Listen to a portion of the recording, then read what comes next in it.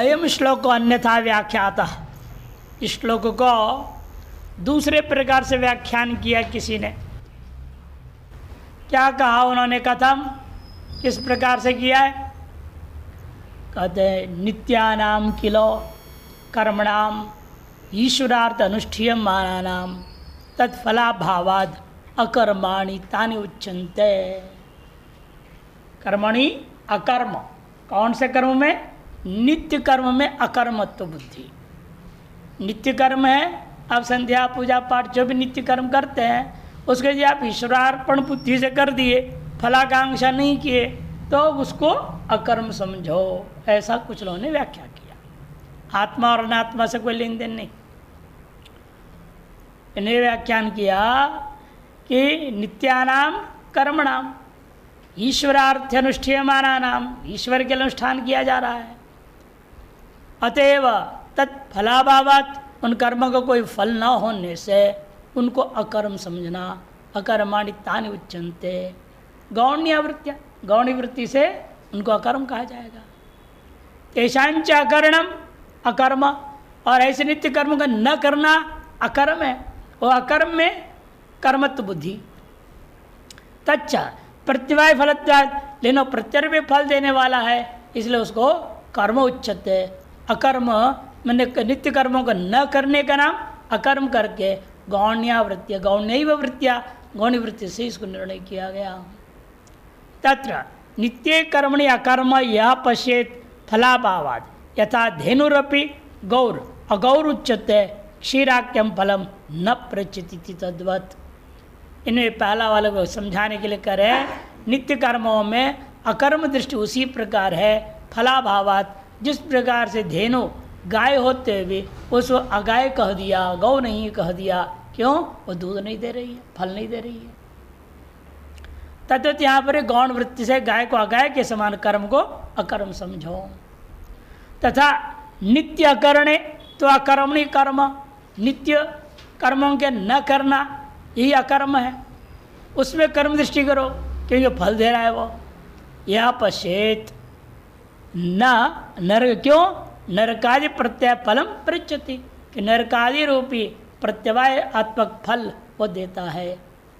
इसे जो फल देवे वो कर्म है, इसलिए आपका न करने का भी फल मिल रहा है, इसलिए उसको क्या मानना पड़ेगा? कर्म मानना पड़ेगा। आपने नहीं किया तो भी फल दे रहा है, इसे जो फल देता है उसका नाम कर्म है। और आपने किया नित्य निमित्त कर्म लेकिन फल नहीं देता है, उसको हम अकर्म समझें। इस प्रकार से कोई व्याख्या किया। नहीं तद्युक्तम, ऐसे उनकी यह व्याख्या उचित नहीं है, युक्त नहीं है। क्यों? नहीं तद्युक्तम व्याख्यानम एवं ज्ञानाद मोक्ष अनुपत्य है। क्या ऐसे ज्ञान से अशुभ से मोक्ष होगा क्या? भगवान ने क्या कहा था? कर्म अकर्म कर्म को जानने से अशुभों से मुक्त हो जाओगे।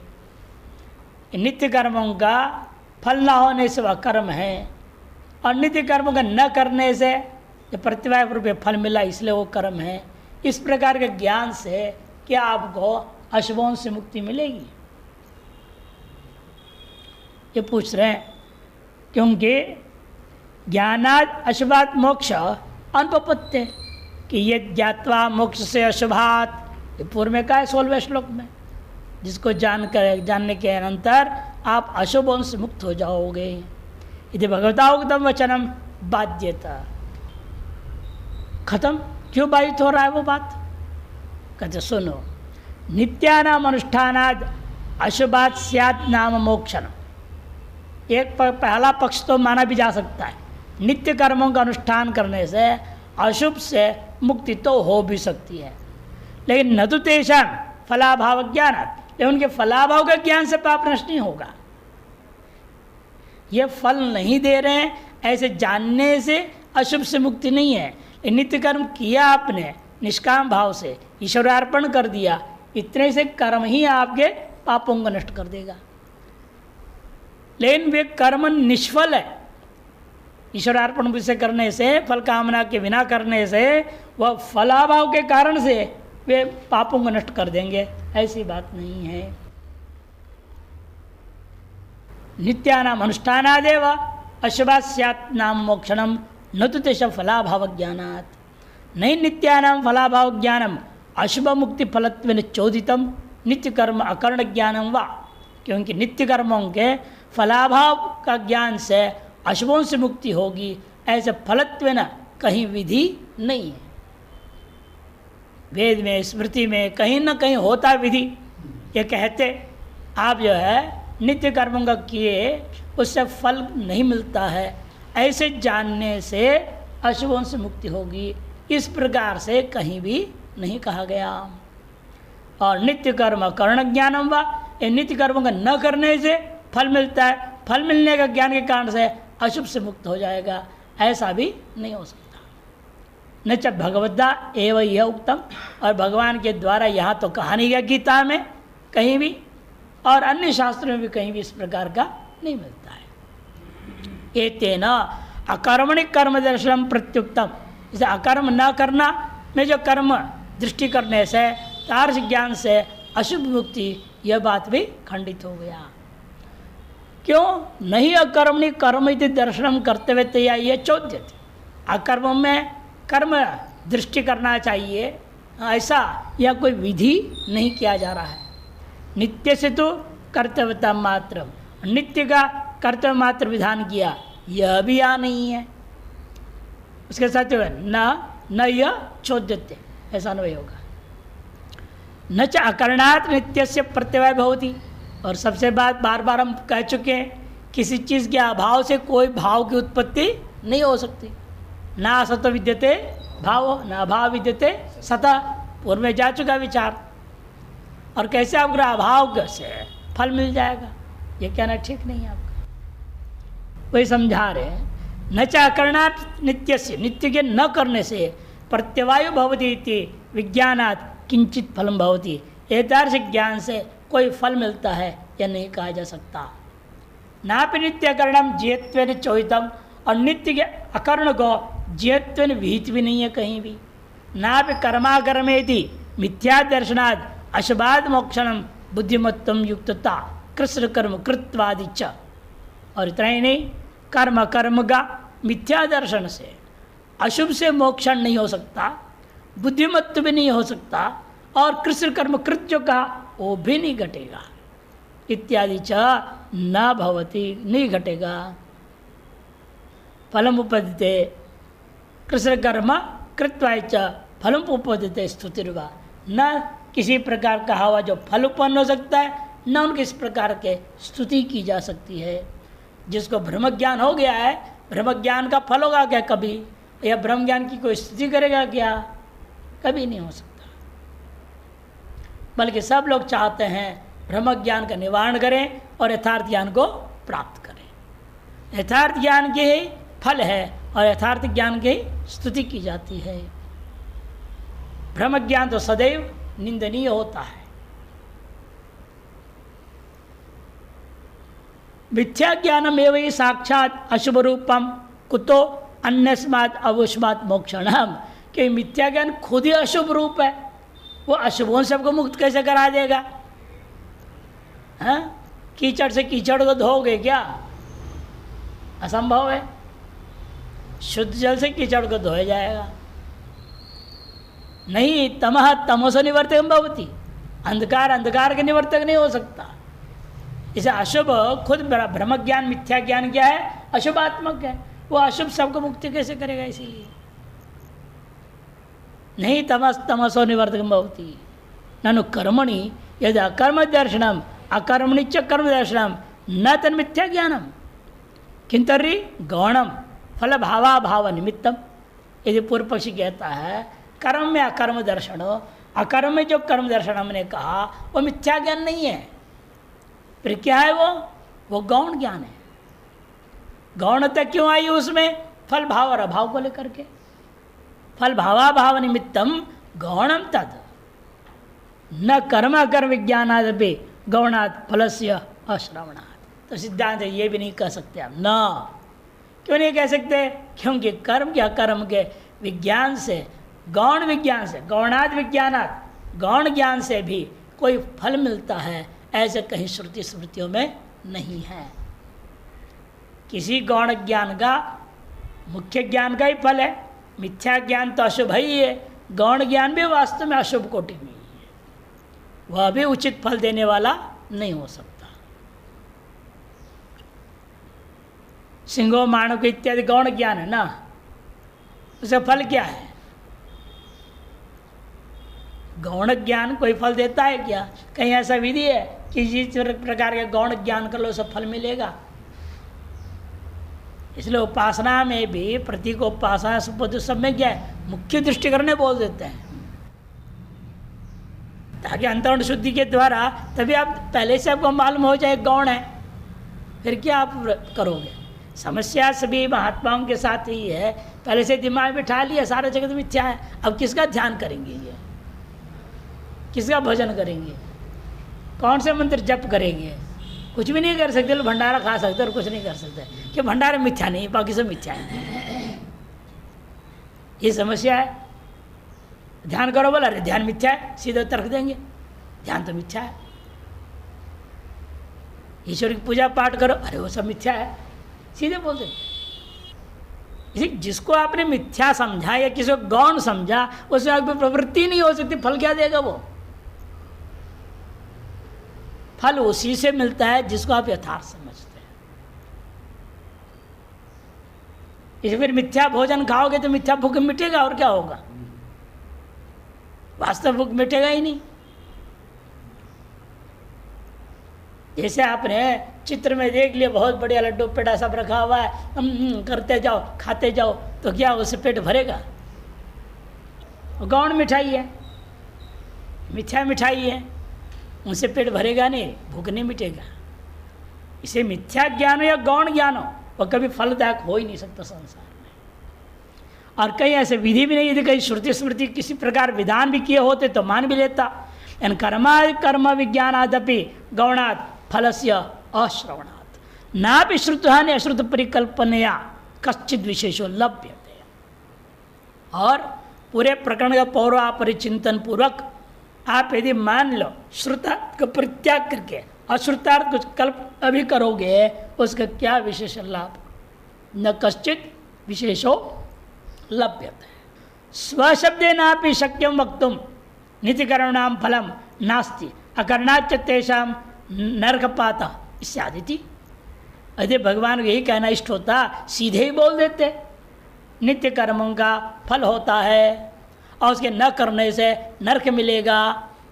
ऐसे सीधे भी कहीं नहीं कहा गया। स्वशब्दों में साक्षात शब्दों के द्वारा यह भी कहा जा सकता था कि नित्य कर्मणाम फलम नास्ति, नित्य कर्मों का कोई फल नहीं, और उनके न करने का अकर्णाच्च तेषां, नित्य कर्मों के न करने का फल नरकपात है। ऐसे भी कहीं सीधा नहीं कहा गया। तत्र व्याजेन परव्यामोह रूपेण कर्मणि अकर्म या पशित्यादिना किम, बताओ कर्मणि अकर्म या पशित इत्यादि दूसरों को मोहित करने वाले इन वचनों के बहाने से क्या सिद्ध करना चाह रहे हैं भगवान? अरे किसी को बेवकूफ बनाओगे तो लाभ तो मिलना चाहिए ना कुछ, नहीं तो क्या बेवकूफ बनने का क्या फायदा हुआ? पापी कमाया आपने फिर तो। यदि बेवकूफ बनाने से कुछ पैसे वैसे कमा लेते हैं, आज यही तो लोग लगे हुए हैं सब, दूसरों को बेवकूफ बनाओ और लूटो। वो कमा तो रहे कम से कम, आर्थिक लाभ तो उठ रहे हैं उनको। यहाँ क्या लाभ है भगवान को कि आप लोगों को बेवकूफ बना करके कर्मण्य कर्म यह पशित इत्यादि बोल करके भगवान आपको क्या कर रहे हैं? व्यामोह में डाल रहे, पर व्यामोह रूपेण कर्मण्य कर्म यह पशित इत्यादि ना व्याजेन किम, किस बहाने से भगवान ऐसे किस प्रयोजन के लिए कर रहे हैं बताओ? तत्रैवं व्याचक्षाणेन भगवता उक्तम वाक्यम लोक व्याहमार्थमिति व्यक्तम कल्पितम स्यात्। इसलिए आपके व्याख्यान के अनुसार हम चलते हैं। एक व्याचक्षाणेन भगवता, एतार्थ कथन करने वाले भगवान के द्वारा सारी दुनिया को मोह में डाला जा रहा है, ये कहना पड़ जाएगा। व्यक्तम कल्पितम से सुस्पष्ट कल्पना मानी जाएगी। न चैत छद्म रूपेण वाक्य रक्षणीय वस्तु, एतार्थ छद्म वाक्य के द्वारा किसी तत्व की रक्षा भी नहीं की जा सकती है। ना भी शब्दांतर न पुनः प्ररुच्यमानम सुबोधम स्यात् इत्यम वक्तुम युक्तम। और शब्दांतरों से अभी तक जो कहते आए न जायते मृत्यु व कदाचन इत्यादि श्लोकों के द्वारा उस तत्व को, उस वस्तु को आप और अनायास बोध करा सकोगे क्या उल्टा बोल करके? उल्टा बोलने से जो सीधे बोले हुए बात स्पष्ट हो जाएगा क्या और उलझ जाएगा मामला? इसीलिए भगवान ऐसे तो कर नहीं सकते। लोक कल्याण के लिए प्रवृत्त ईश्वर इस प्रकार का वचन तो बोल नहीं सकते। कर्मण्येव अधिकारस्ते इत्यत्र स्फुटतर उक्तो अर्थो, कर्म में ही तुम्हें अधिकार है, ये तो स्पष्टपणे बोल ही चुके हैं पहले। अब ये क्यों कहें नित्य कर्म का फल नहीं होता और उनके न करने का फल नरक होता है, ऐसे कैसे कह सकते हैं भगवान? इत्यत्र स्फुटतर उक्तो अर्थो न पुनर्वक्तव्य भवति, उसको पुनः कहने का कोई मतलब भी नहीं है। सर्वत्र च प्रशस्तम बोद्धव्यं च कर्तव्येव न निष्प्रयोजन बोद्धव्यम् इत्युच्यते है। और सर्वत्र जो प्रशस्त है और जो कर्तव्य है उसी को बोद्धव्य कहा गया है। जो अप्रशस्त है, जो कर्तव्य नहीं है, बोद्धव्य नहीं है। और भगवान ने क्या कहा? कर्मणों भी बोद्धव्यम, कर्म भी बोद्धव्यम, अकर्म भी बोद्धव्यम। बोद्धव्यम कह रहे हैं, इसका कोई प्रशस्त वस्तु ही होगा ना, कर्तव्य वस्तु ही होगा। जो प्रशस्त और कर्तव्य होता है वही संसार में बोद्धव्य माना गया। न निष्प्रयोजन बोद्धव्यम् इत्युच्यते, निष्प्रयोजन को बोद्धव्य करके कहीं नहीं कहा गया। न च मिथ्या ज्ञानम बोद्धव्यम भवति, और मिथ्या ज्ञान का भी बोद्धव्य है ही नहीं। तत् प्रत्युपस्थापितम च अवस्था आभास, बल्कि उस प्रत्युपस्थापित अवस्था आभास ही माना जाता है। अतः आभास को निवृत्त करने के लिए हम प्रयास करते हैं। जैसे आपको जो रस्सी में सर्प की भ्रांति हो गई, उसे क्या हो गया? भय आदि का आभास होने लगेगा। उसे दूर करने के लिए उपाय किया जाएगा, न कि ब्रह्म ज्ञान की चर्चा होगी। क्या ब्रह्म ज्ञान पर पीएचडी करेगा कोई? ये सांप कहाँ से आया, कैसे आया, क्यों आया, कौन सी जाति का था, कब पैदा हुआ, तो कुंडली बना के देखो ये कब तक जिंदा रहेगा, कितने को और मारेगा, ये सब अनुसंधान करेगा कोई? जिंदे सर्प का भी कोई नहीं कर रहा है, तो भ्रांति सर्प को कौन करेगा? इसलिए ब्रह्म के विषय को लेकर कभी कोई किसी प्रकार का चिंतन कर ही नहीं सकता, अतः बोद्धव्य हो ही नहीं सकता है। न मिथ्यान बोद्धव्यम भवति तत्प्रतिष्ठापितम चावस्था भाषम व बोद्धव्यम न भवति, ऐसा नहीं होगा। नापि नित्यानाम अकरणात् अभावात प्रत्यवाय उत्पत्ति, नित्य कर्मों के न करना, न करने मतलब उसके अभाव हो जाने से प्रत्युत्पत्ति है, यह भी नहीं हो सकता। नासतो विद्यते भाव इति वचनात् कथम असत सज्जायते इति च दर्शितम। असत से सत उत्पत्ति कैसे हो सकती है? छांदोग्य उपनिषद में भी कहा है। असत सज्जन प्रतिषेधात असत सदुत्पत्ति ब्रुवता, असत से सज्जन का प्रतिषेध श्रुति स्मृति में होने के कारण से यदि आप कहते हो असत से सदुत्पत्ति होती है, न करना माने कर्म अभाव माने असत, और उससे जो है सत नरक रूपी फल मिल रहा है कहते हो, तो असदेव सद भवेत, सच्चा असद भवेत इत्युक्तम स्यात्, फिर तो आपने असद ही सद हो गया और सद असद होता है ये कहना हो जाएगा, जो कि असंभव है। तच्चाप्य युक्तम सर्व प्रमाण विरोधात, कभी असत सत नहीं होता, सद असत नहीं हो जाता, क्योंकि सर्व प्रमाण का विरोध है। न च निष्फलम विदध्यात् कर्मशास्त्र, और कर्मशास्त्र कोई भी निष्फल विधान नहीं कर सकता। पूरे वेद में फल रहित कोई कर्म का विधान नहीं है, न स्मृति में न लोक व्यवस्था में ही है। निष्फल कर्म का विधान कोई नहीं करता, लौकिक हो चाहे शास्त्रीय हो। आपको कोई जो झूठे कहे कि जाओ खड़े हो जाओ, आपसे खड़े होने का कर्म करा रहा है, उससे कोई प्रयोजन तो होगा, निष्फल तो ही खड़ा कर देगा कहीं।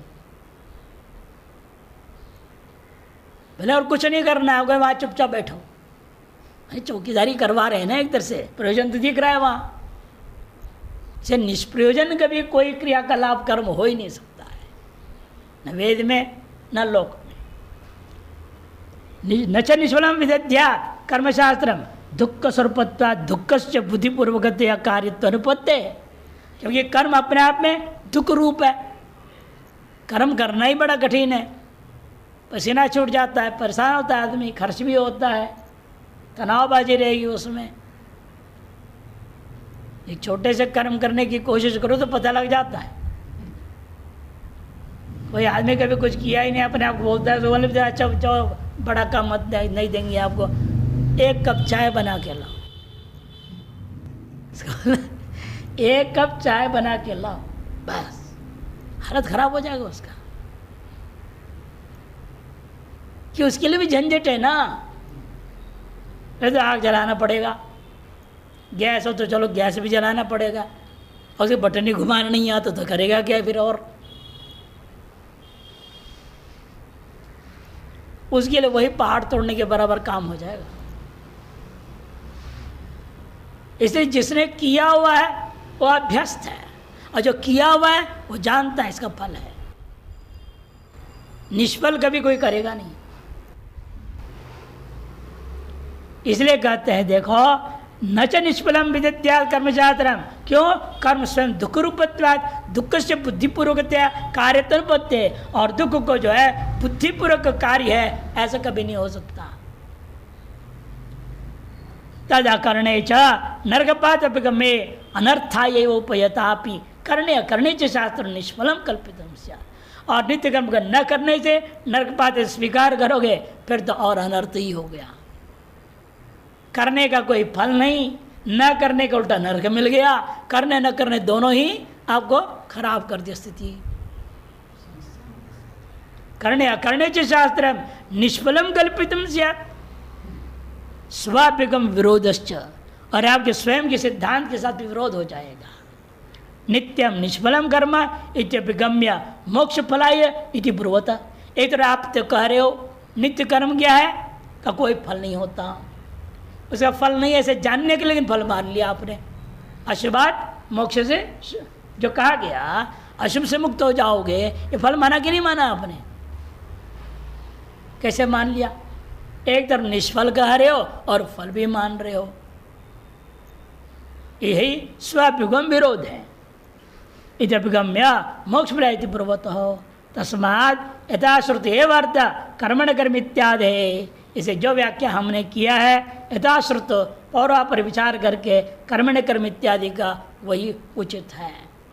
तथा अच्छा व्याख्या तो अस्माभि श्लोका, उसके अनुरूप ही हमने अपने श्लोक का व्याख्यान किया है। भाष्य पूरा हो गया, अब संक्रांति टीका शुरू होता है।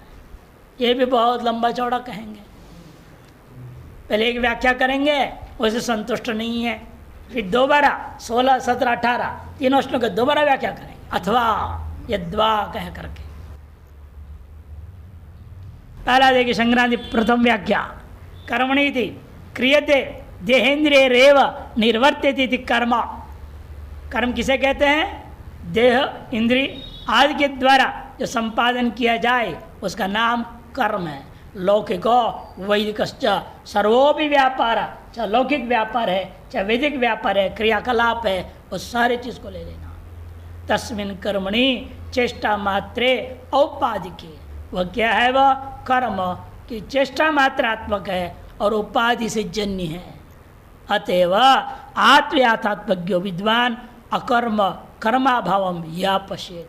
आत्मा के यथार्थ स्वरूप के ज्ञान वाला जो विद्वान है उसको क्या समझता है? अकर्म करके ही समझता है। कर्माभावम या पश्येत, कर्माभाव करके देखता है।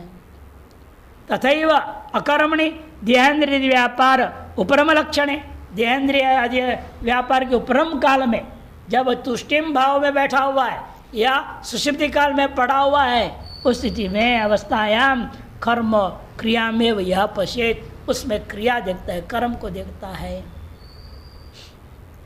ननु वही शंकया भी कर्मण्य अकर्म दर्शनम अकर्मण्य कर्म दर्शनम च उभयमपि न संभवती प्रत्यक्ष विरोधात। ये दोनों ही संभव नहीं है, प्रत्यक्ष विरोध हो रहा है इसमें।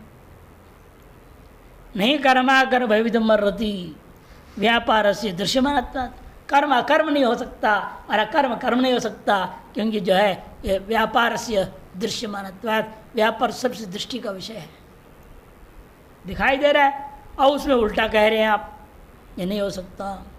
नाप्य कर्म च कर्म भवति स्थाणुवत् तुष्टिम भावस्य उपलभ्यमानत्वात्, अकर्म को भी कर्म नहीं कर सकते, क्योंकि स्थाणु के समान तुष्टिम भाव भी हमारा इंद्रियों का विषय हो रहा है। भावेच अभाव दर्शनम, अभावेच भाव दर्शनपि विरुद्धम अप्रमाणिकम च, भाव में अभाव दर्शन करना और अभाव में भाव दर्शनना, ये भी जो वास्तव में अप्रमाणिक होता है, क्योंकि परस्पर विरुद्ध होने के कारण। भावाभावयोर अभावत्व भावत्व असंभवात, कि भाव अभाव नहीं हो सकता, अभाव भाव नहीं हो सकता, यदि चेत न। क्यों? सद्बुद्धिया विचार्य माने, असत बुद्धि से विचार करो, विशुद्ध बुद्धि से विचार करो, निष्पक्ष भाव से, शब्द के श्रुतार्थ को लेकर के भिड़ो मत, शब्दों के द्वारा लक्षित क्या है वो समझो, उसकी गहराई में जाओ। कर्म अकर्म, अकर्म कर्म, इसी को लड़ने लग गए। एक कर्म से क्या लक्षित है वहाँ? पहले क्या भाष्यकार ने भी, अज्ञों ने क्या कल्पना किया है? अकर्मभूत आत्मा में कर्म माना है। इसलिए आपको जहाँ अज्ञानी कर्म मान रहा है, कहाँ मान रहा है? आत्मा में, वहाँ अकर्म है, ये कह रहे हैं ना, ये सिद्धांत है। और आप इससे आत्मा और अनात्मा तक न पहुंच करके केवल कर्म कर्म को लड़ोगे तो अनुचित है। इसे तो सद्बुद्धिया विचारे माने दर्शन द्वयोपपत्ति है, ये दोनों ही दर्शन उपपन्न है, समझो, युक्त युक्त है, कहीं इसमें कोई गलती नहीं है, गलत नहीं, विरुद्ध नहीं है। तो कथम इति चेत, अरे ऐसे कैसे? सुनने में ही विरोध दिख रहा है और आपका विरोध नहीं है, ये उच्चत है। सुनो, स्वयं अकर्मा सन्नेव पुमान, आ गया ना, स्वयं आत्मा क्या है? अकर्मा है।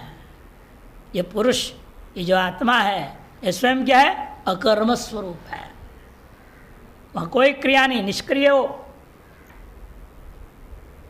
उपमान अन्य कर्मणा कर्मी भवति, इसलिए क्या हो गया है? अन्य कौन है? शरीरादि कर्म के द्वारा आप पुरुष में भी कर्मित्व आरोप कर दिए है, वो आध्यासिक आरोप मात्र ही है। यथा मेघ क्रिया चंद्र क्रियावान, जैसे मेघ की क्रिया से चंद्रमा में क्रिया मान लिए, बादल जा रहा है तो लगता है चंद्रमा दौड़ रहा है। यथा चालन क्रिया आतप क्रियावान भवति, हस्त चालन क्रिया आपने किया, यहाँ धूप आ रहा है खिड़की वगैरह में, और हाथ यूं करने अंगुलियों को चलाने लग गए, ओ देखो देखो उधर, बच्चे को उधर देखो, और यहाँ अंगुली चला रहे हैं और पक्षी उड़ता हुआ दिख रहा है, ये वास्तव में है। तो इसी तरह से समझो, ये भी सब जो जहाँ नहीं है वहाँ उसको आपने कह दिया था, और उसको हम करें इसका विपरीत देखो। चालन क्रिया में हस्त चालन क्रिया या आत्प में विक्रियावान यथा, तथा देहादि तादात्म्य में, आ गया ना, देहादि के तादात्म्य अध्यास के कारण से देहादि क्रिया स्वयं अक्रियोपि क्रियावान भवति, स्वयं अक्रिय हो तो भी आत्मा को क्रियावान कर्म वाला मान लिया गया था। ऐसे कौन मान रहा है? अखिलो जंतु, सारी दुनिया का ही हाल है। एक विवेकी मात्र ब्रह्मज्ञानी को छोड़ करके बाकी सब बड़े बड़े बुद्धिमान विद्वान तार्किक वगैरह दार्शनिक सबका यही हाल है, सब भेद बुद्धि की लपेट में पड़े हुए हैं। जैसे सर्वो जंतु कह दिया, सब के सब के हाल है, अखिलो जंतु। यद्यपि ऐसा है, तथापि ब्रह्मवेत्ता, फिर भी क्या है? ब्रह्मवेत्ता ब्रह्मैवाहमिति, ब्रह्मण्येव आत्मत्व विज्ञानेन, ब्रह्म में ही आत्मत्व विज्ञान के द्वारा स्वस्य देहादि संबंध अभावात, स्व का देहादि संबंध न होने से तत्कर्तृगं कर्म तत्कृत कर्म को अकर्मयो पश्यति, अकर्म ही देखता है। तत्र अहम ममैति स्वत्व भावात, कि अहम ममैतार्श स्वत्व संबंध न होने के कारण, नहीं अन्य कर्तृक कर्मणि अन्य से स्वत्व उपपत्ति, अन्य कर्तृक कर्म में अन्य उसका स्वत्व संपादन नहीं कर सकता बिना भ्रांति का। अन्य कर्तृक कर्म से अन्य में जो है जो स्वत्व उपपन्न हो ही नहीं सकता है भ्रांति के सिवाय। तदभावात देहादि कर्तृकं कर्म अस्य अकर्म एवं, इसे यह एतार स्वत्व का न होने से, तदभाव मैंने स्वत्वभावात देहादि जो कर्म है वो इस आत्मा का कर्म नहीं है, इस आत्मा को तब अकर्म कहा जाएगा। अस्य अकर्म एवं भवति अबंधकत्वेन अकर्म तुल्यत्वात्, और दूसरी बात वह बंधन का कारण नहीं बन जाता, अबंधक हो जाने के कारण से वह अकर्म के तुल्य हो गया। तस्मात् तद अकर्मैव पश्यति इत्यर्थ, इसलिए शरीरस्थ कर्मों को अपने आप में न होने के कारण से अपने में अकर्म ही देखता है वो। न तो स्वगतम कर्म अकर्म पश्यति, स्वगत कर्म को अकर्म करके नहीं देखता है। क्यों? स्वमित आत्मित कर्म हो ही नहीं सकता। स्वगत कर्म कहाँ से आएगा? क्यों? स्वस्य निरवयत्वेन क्रिया समवाय अनुपत्ति, स्व जो आत्मा है वो निरवय होने के नाते वह क्रिया का समवाय हो ही नहीं सकता। क्रिया व समवाय समस्या आत्मा में हो ही नहीं सकता है। यथा वृक्षे चलति सति तस्थम आकाशम निष्क्रियम पश्यति, जैसे वृक्ष जितना भी हिले ढोले लेकिन तत्र तदावच्छिन्न जो आकाश है उसको निष्क्रिय ही आप मानते हो। यथा मेघेषु चलत धावत्सु सत्सु चंद्रम निष्क्रियम पश्यति, मेघ भले दौड़ रहा है लेकिन आप जो विवेकी हो तो आप यही कहोगे चंद्र तो अपने पर स्थिर है, वो नहीं दौड़ रहा है। तथा देहेन्द्रियादि स्वच्छंदम विशेष प्रवृत्तेषु अपि, देहेन्द्रियादि स्वच्छंदता पूर्वक विषय में भले प्रवृत्त हो जा सत्सो स्वयं निष्क्रिय पश्यति विद्वान, स्वयं अपने आत्मा को निष्क्रिय ही मानता है विद्वान। ततो निष्कलम निष्क्रियम इत्यादि श्रुति प्रामाण्यात, इसलिए यही नहीं श्रुति भी कह रही है निष्कलम निष्क्रियम शांतम इत्यादि श्रुति प्रामाण्य से स्पष्ट है। कूटस्थ असंग चिद्रूपात्मानमेव आत्मत्वेन विजानतो, कूटस्थ असंग चिद्रूपात्मा को ही अपने आत्मरूपेण जो अनुभव करता हुआ व्यक्ति जो विद्वान है वो देहादि कर्तृक कर्म को लेकर के अपने आप को कर्म करता नहीं मानेगा। देहादि कर्तृक कर्मणि अकर्म दर्शन उपपद्यते व, देहादि कर्तृक कर्म में अकर्म दर्शन उसके लिए उपपन्न नहीं है। तस्य एतस्य दर्शनस्य विद्वत् प्रत्यक्षत्वात्, वह यह जो दर्शन है विद्वान को साक्षात अनुभव में आ रहा है। विद्वत् प्रत्यक्षत्वात् अकर्तारम सपश्यति, अपने आप को क्या मान रहा है? आत्मा को मैं अकर्ता हूँ, अभोक्ता हूँ, ऐसा अनुभव करता है। इत्यादि स्मृति सिद्धत्वाच प्रामाण्य उपपत्ति है, और ये स्मृति से भी सिद्ध है, इसलिए वे बात प्रामाणिक है। किंच मूढ़ स्वस्मिन् देहाद्यस्य तद व्यापारोपरमे च अहम आसे तुष्टिम सुखम न किंचित करोमि दुख करम कर्म इति असुखे देहेंद्र निरोधे सुख बुद्धिया। इन मूढ़ व्यक्ति उल्टा क्या कर रहा है? देहादियों का जो अध्यास जिसके अंदर है वह व्यक्ति उस देहादि का व्यापार के उपरम होने पर क्या बोलने लगता है? अहम तुष्टिम मास है, मैं चुपचाप बैठा हूँ और सुखम अनुभवामी न किंचित करोमी, मैं कुछ नहीं कर रहा हूँ। दुख कर्म कर्मो, दुख प्रदायक कोई भी कर्म को मैं नहीं कर रहा हूँ। इति असुख में देहांद्र का निरोध रूपा असुख में सुख भ्रांति कर लेता है। देहेंद्रिय निरोधे असुखे सुख बुद्धिया तद अक्रिया स्वयं अक्रियमेव पश्यति, उस शरीर आदि का अक्रिया को लेकर के स्वयं आत्मा में भी अक्रियत्व की भ्रांति कर लेता है। यथा अश्वारूढ़ अश्वस्थितिया स्वयं स्थितम पश्यति, इस अश्व में आरूढ़ बैठा हुआ है आदमी, वह अश्व की स्थिति के कारण से अपने को भी स्थित मानता है।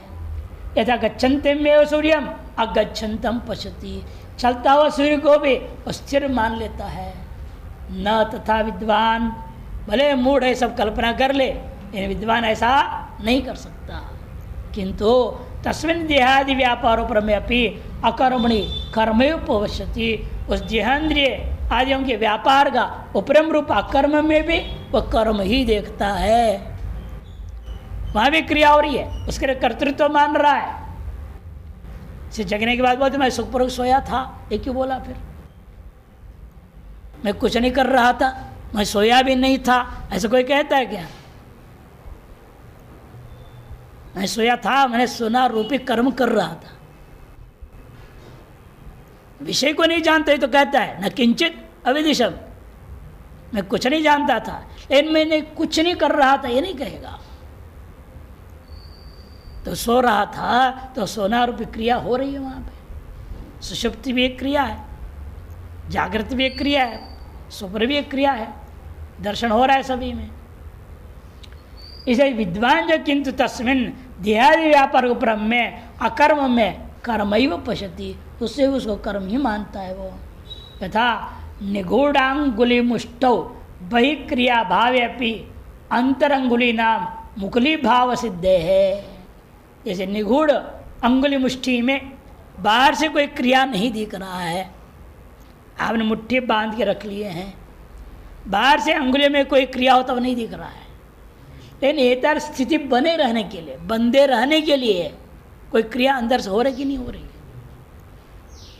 बिखर क्यों नहीं रहा वो, फैल क्यों नहीं रहा वो? आप उसको रोक रखे अंदर में, अंगुलियों को फैलने नहीं दे रहे, बिखरने नहीं दे रहे हैं। यही तो एक क्रिया है, वह क्रिया कहाँ है? इसलिए आपके दृष्टिकोण से मैंने मुट्ठी बांध लिया, अज्ञानी कहेगा मेरे हाथ से अंगुलियों से मैं कोई कर्म नहीं कर रहा हूँ, इन वास्तव में बंधे रखने में भी आप क्रिया कर रहे हैं। वही समझाते हैं अतः निरुगूढ़ अंगुली मुष्टौ वही क्रिया भावे अपि अंतर अंगुली नाम मुखली भाव सिद्धे, और मुखली भाव की सिद्धि के लिए कारणभूत अंगुली निरोधन क्रिया विद्यते, कारणभूत अंगुलियों के फैलने से रोकना रूपी जो क्रिया है आप अंदर ही अंदर कर रहे हैं। यथा निमीलिते चक्षुषी बहिर्दर्शन क्रिया भावे अपि पक्ष निरोधन क्रिया विद्यते। जैसे आपने आंख बंद कर लिए हो, भले वहाँ बाह्य वो वस्तु का दर्शन नहीं हो रहा है, इन पलकों को बंद रखने की क्रिया तो हो रही है। ऐसे पलक खुल जाए, कई बार क्या होता है आप आंख बंद करते तभी कुछ संस्कार ऐसा है खुल जाता है। अब एक जगह एक जैन मुनि ने ध्यान कराया, बड़ा विवाद हुआ उसको लेकर के। वहाँ जैन मुनि जो पट्टी बांधते हैं उल्टा कर दे, उसने आंख में पट्टी बंधवाई सबको।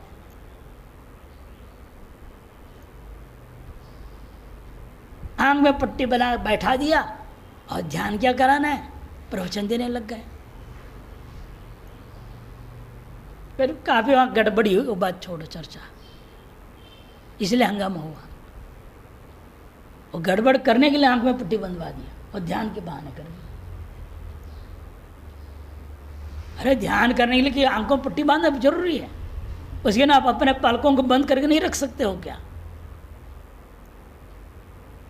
पलकों को ना खुलने देने के लिए निरोधन क्रिया उसको बोलते हैं, निरुद्ध करने की क्रिया आपने किया, वैसे रुका रहेगा, वैसे बंद ही रहेगा वो, तो जितने चाहो उतने घंटा बंद रख लो।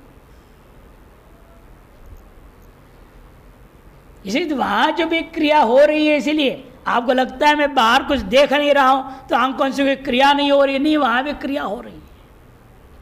निमीलिते भी चक्षुषी बहिर्दर्शन क्रिया भावे अपि पक्ष निरोधन क्रिया, पक्ष बने पलक, उनकी निरोधन क्रिया जो है विद्यते।